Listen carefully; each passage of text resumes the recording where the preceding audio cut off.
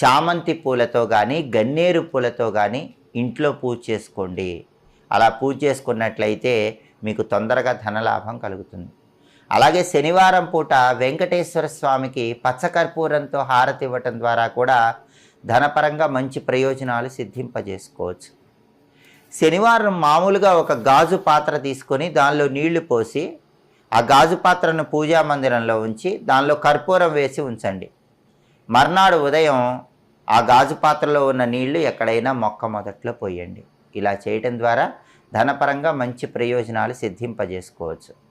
అలాగే జీవితంలో ఎలాంటి కష్టాలు లేకుండా ఉండాలంటే, ఎదుగుదల తొందరగా రావాలంటే, అభివృద్ధి తొందరగా రావాలంటే మూగ జీవాలకు శనివారం పూట బెల్లంతో తయారు చేయబడిన పదార్థాలు ఆహారంగా వేయాలి.